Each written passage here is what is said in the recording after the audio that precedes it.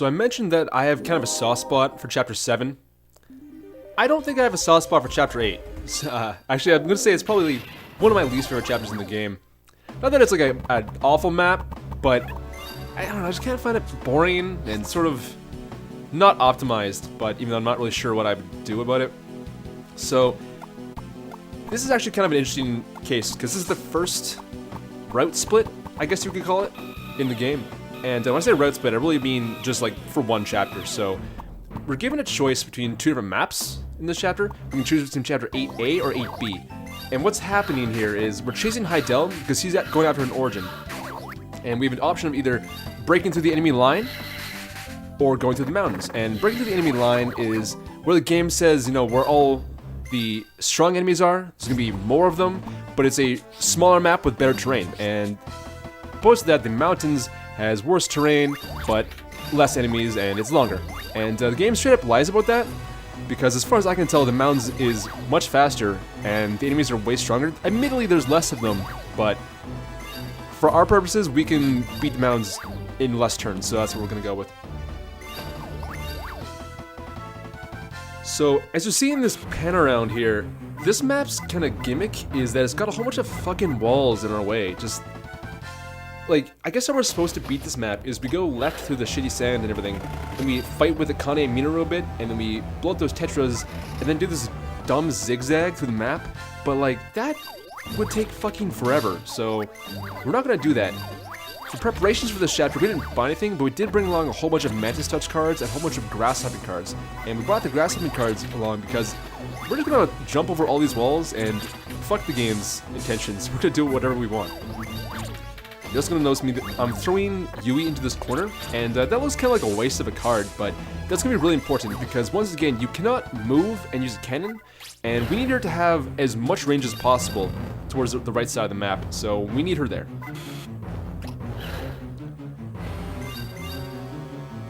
So, in this map, we're fighting Heidel and Minoru and Akane again, and there's a bunch of guys bunched up the middle, but first we're gonna address what's gonna happen right in a second here. So, Minoru is going to be like, hold up, I think the Black Swarm's actually a bunch of douchebags, and can I join your guys' party?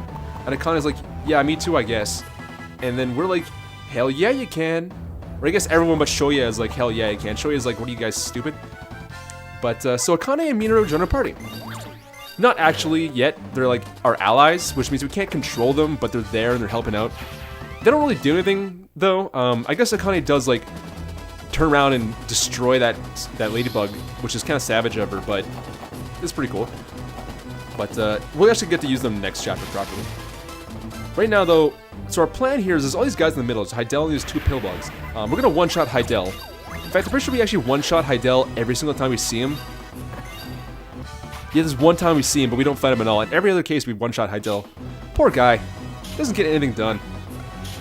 But, so there's that. And there's also two pillbugs and a ladybug in the middle. So, we're gonna deal with those pillbugs with Mantis Touch, as you've already seen. Because it does way more damage than anything else we got against them. But we don't quite get the KO with Mantis Touch, so that's where we had Yamato counterattack on the previous enemy phase. And we're gonna have Shoya kind of just like slowly whittle this other one down. Next turn, we're gonna have Yui hit that ladybug on the right side. So we usually have to toss Yamato over the wall, and then on Yamato's next turn, he's gonna use Spider Thread to bring Tsubasa up to him, and then we're gonna leave the middle again to Yui, and then Yamato and Tsubasa are gonna basically clear the map all by themselves.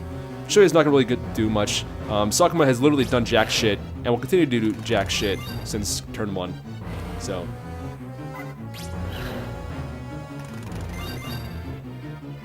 So what you're gonna see me do here is I'm gonna use a card that's like new. It's called Ladybug Luck. I'm gonna use it on Yui. So how this card works, actually we've had this card since chapter 3. We got it from a crest. We just haven't used it yet. It hasn't come up. It's gonna come up a whole bunch more starting now, but this is the first time it actually is necessary. So what it does is use it on an adjacent ally, kind of like grass hopping, and it gives them +2 to their cannon range. So right now, Yui has 3 to 5 cannon range, we give her Ladybug Luck boost, and now she has 3 to 7, which is, fortunately for us, just enough range to get this Ladybug in the far right and one-hit KO it with Mantis Touch. And it's kind of an inconvenient card to use, like it takes like it basically guarantees 2 turns, like 2 units actions. But in a number of cases, it's totally necessary, like it is now. Like we didn't really have a choice but to use Ladybug Luck, so that's what we did. That's why we took the time to actually input the card. So again, Shoya's just gonna do some chip damage to this ladybug, to this pillbug, so Yui can one-shot it next turn. We're gonna take out this ladybug here, and then we're gonna have Yamato go to the left side, and we're gonna jump Tsubasa over the wall.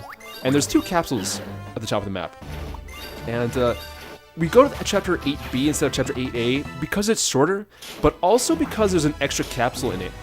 So both chapters have a capsule that contains the Buzzsaw Horn card, which is a weapon upgrade for Yamato, and in fact it's a really good one, and we actually use it all the way until chapter 17.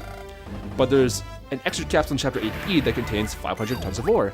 And considering we just missed out on that 1,000 tons of ore from last chapter, and I have said that we're gonna run into some money problems later on, actually also in chapter 17, we kind of really want that extra capsule. So, and like, thankfully it doesn't actually cost us any extra turns to get it, so we may as well.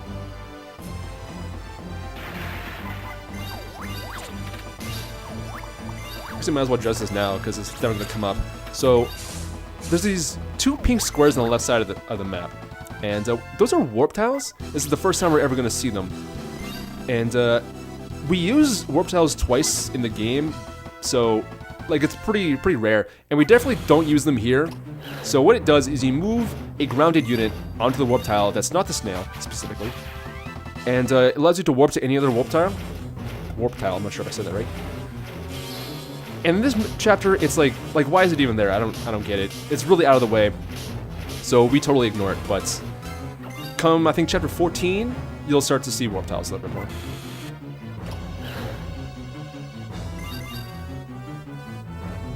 So I think one of the reasons, like the main reason why I don't like this chapter is I spent these last like 2 or 3 turns really not doing a whole lot.